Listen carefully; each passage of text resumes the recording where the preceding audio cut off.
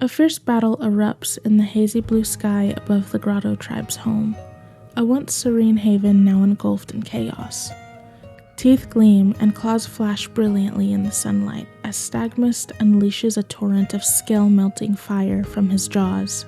The scorching blast strikes an attacking Icewing squarely in the face, sending the unfortunate dragon screeching in agony as it spirals away from the fray, trailing wisps of smoke. Seemingly out of nowhere, the grotto is besieged by dragons from the Ice Kingdom, swooping down, their icy breath exhaling chilling gusts that freeze the very earth beneath them, transforming the lush landscape into a breathtaking yet deadly realm of glittering ice. Hailsplinter, a fierce warrior with a heart tethered to her past, springs into action, facing off against foes she once called friends. Familiar faces once filled with warmth and camaraderie now contort with aggression as they lunge at her, claws outstretched and teeth bared. She ascends high into the sky, her wings cutting through the air, and gazes down on her beloved home, horrified to see it marred by sharp ice spikes and a haunting remnant of the attack. Amidst the turmoil, her heart races as she spots two dragons she dreaded finding here, her mother and her older sister, their imposing figures scanning the battlefield as if searching for something of great importance. A chill courses through her at the thought of their involvement. In a sudden burst of bravery, Fogdancer streaks into the fray, determined to confront both of the larger dragons. Hailsplinter's heart plummets, a heavy sense of dread washing over her as she realizes that Fogdancer is no match for her formidable mother and grandmother, their power looming over the battlefield like an oppressive storm. Fogdancer, a hybrid drenched in the chill of her Icewing lineage, summoned the last remnants of her ice breath, a shimmering blast of frost aimed at the imposing figures of the two larger dragons. Deep down, she must have known her efforts would not end well. Hailsplinter raced through the sky, her heart pounding fiercely as she called out for her family. But her desperate cries were drowned out by a chilling moment of horror. Her older sister, claws slicing through the air, raking across Fogdancer's neck with lethal precision. Time seemed to freeze as Hailsplinter gasped in disbelief. Fogdancer's body went limp, like a tragic leaf falling from its tree, and slowly it began to descend, weightless, toward the ground below. Hailsplinter's sister spat a venomous good riddance toward the fallen hybrid, her eyes sending a storm of fury toward the lifeless form sprawled on the ground. It was a brutal end, swift and merciless, leaving Hailsplinter paralyzed in the sky, her wings thrumming against the stillness, a frantic rhythm of shock and disbelief. As she hovered there, a dreadful heaviness settled in her heart. Below, she spotted Stagmist and Seafoam, their solemn figures cradling Fogdancer's body, carrying her away with an air of reverence and sadness, likely to lay her to rest among the ground's gentle embrace. The haunting image of her kin's lifeless form would forever be etched in Hailsplinter's memory, a reminder of the cruel hand that fate dealt them. Hailsplinter's niece was now dead, and the shadow of her family froze her heart even more.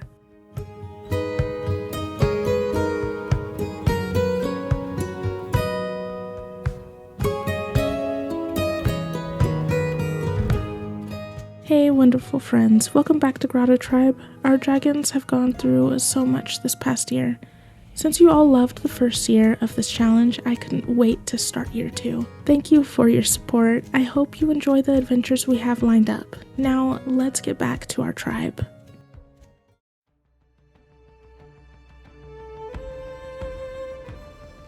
With the heartbreaking death of Fogdancer, a heavy silence enveloped the tribe, leaving them in disbelief. Tensions rose as the Ice Kingdom launched attacks, and outrage spread among the tribes upon learning of a group of hybrids trying to form their own tribe, which many feared would lead to the extinction of purebred dragons.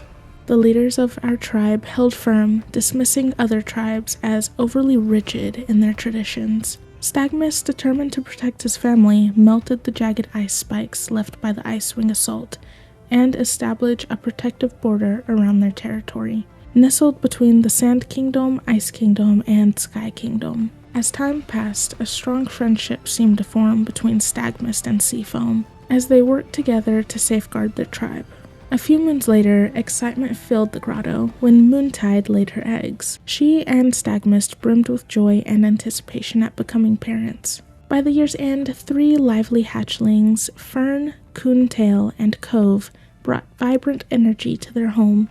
Coontail, the largest, impressively helped his siblings out of their eggs, showcasing his kind nature. Cove is a mischievous spirit, soaring through the air and often getting into trouble, while Fern stood out with her unique and rare condition, Earthscales. This causes her scales to become soft and begin attracting and growing plants along her back. Despite being the smallest, Fern's heart was as big as the world, and she joyfully accompanied her brothers on every adventure.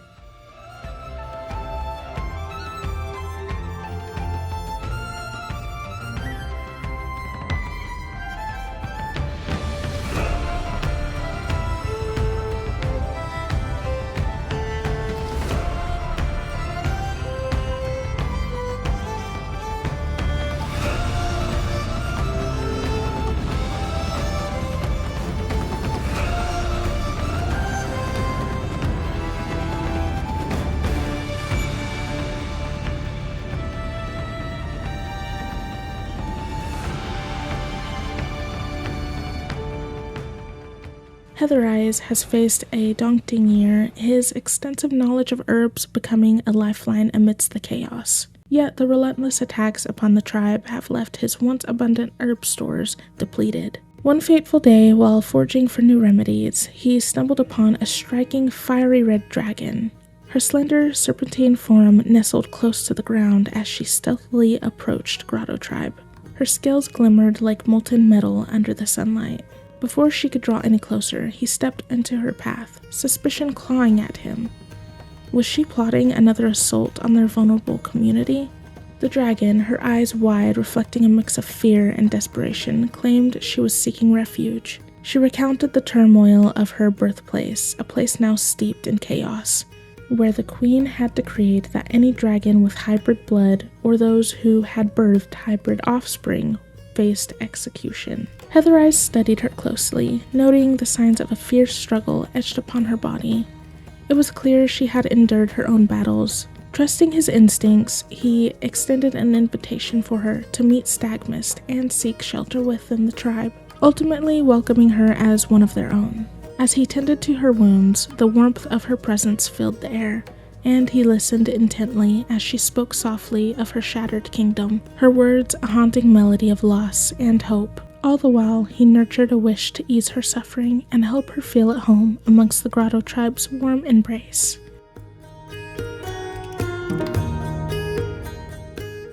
Sunstone, now in the twilight of her years, has felt the weight of time slow her graceful movements.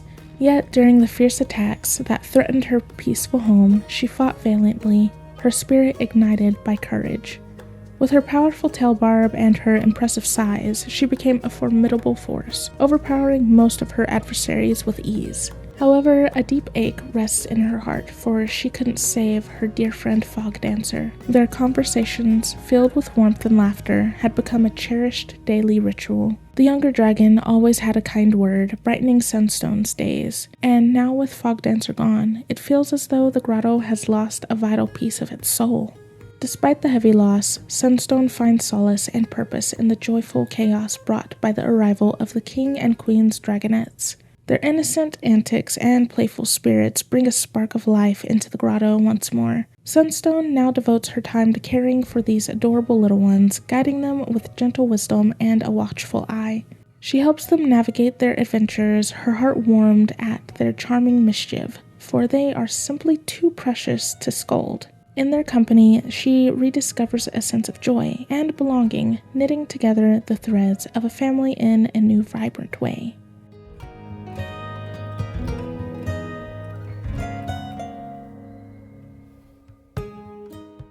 Robin, a newly welcomed member of the tribe, hailed from the Skywing Kingdom, a place now shadowed in tyranny. She was forced to flee when the Queen enacted a ruthless decree. Any hybrid dragon living among them, regardless of age, was to be hunted down and executed. Her heart ached for her beloved daughter, Poppy, the sweetest little dragonet one could ever hope to know. Poppy's father, a brave Mudwing soldier, had crossed paths with Robin during a fateful mission. Their brief encounters ignited a flame of passion, a love that blossomed at first sight. But tragedy struck when Robin learned that her love had met a grim fate, slain in battle.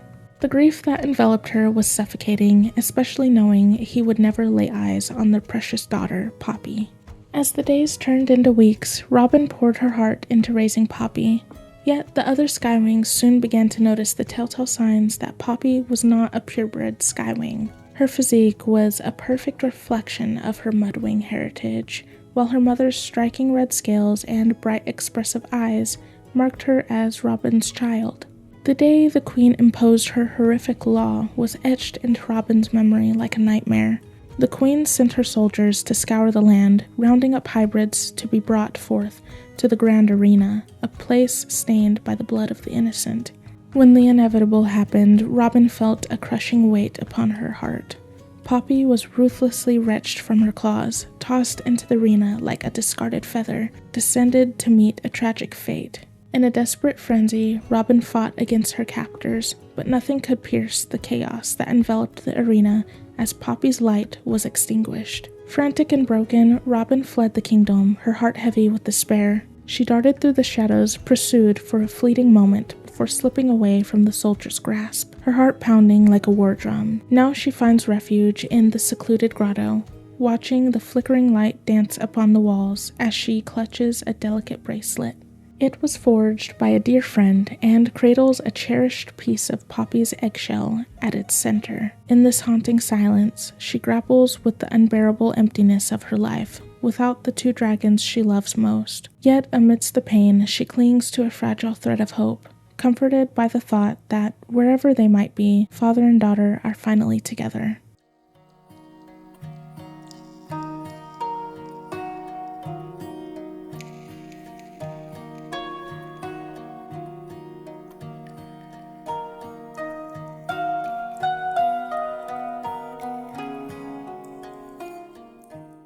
In the shadowy depths of the grotto, Seafoam clung to the fringes of the cave, where the thick mist of the night wrapped around him like a shroud, ensuring he remained invisible to all. As he stealthily approached the king and queen's nesting cave, the rhythmic sound of Stagmist's deep snores resonated in the still air, mingling with the gentle rustling of the Dragonets as they nestled against each other in slumber. Just beyond the mouth of the nesting cave lay several expansive mud pools, their surfaces shimmering with a dark, mysterious luster. These pits were sufficiently deep for Stagmist to submerge his entire bulk, allowing the soothing mud to cradle him and ease his weariness. As Seafoam's scales pulsated with an otherworldly glow that illuminated the gloom, he whispered a chilling incantation. "By the roots and mud I unmake your warmth, and let a pale shadow claw through your throat." Methodically, he plunged his claws into the soft, yielding mud, feeling the surge of magic course through him, making his eyes blur and his wings tremble. With a cautious step back, he fixated on the cave, anticipation cracking in the air like static. His concentration shattered when Stargazer approached silently from behind, her presence both surprise and slight annoyance. "Are you here to check on the Dragonets too?" she inquired, her eyes bright with curiosity. For days she had been immersed in studying these captivating Dragonets, enthralled by their fascinating hybrid traits. This obsession frustratingly kept Seafoam and Stargazer apart, limiting their moments alone.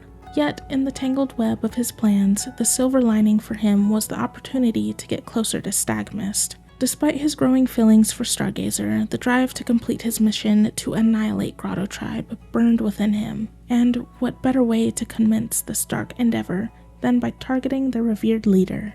As the days turned into a blurred haze, Seafoam observed Stagmist repeatedly sinking into the enchanted mud pools, visibly drawing strength from the sludge. Each time the Mudwing emerged, Seafoam couldn't suppress a smirk as Stagmist erupted into violent coughing fits, lamenting that it felt as if claws were raking through his throat. Witnessing Stagmist's gradual weakening brought a twisted sense of satisfaction to Seafoam, knowing that his malevolent plan was unfolding.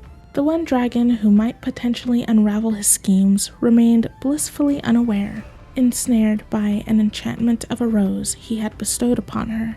Yet, deep in his mind, the specter of one crucial decision loomed large. He could reveal his dark magic to her one day, or he could simply extinguish every dragon in the grotto, erasing them from existence.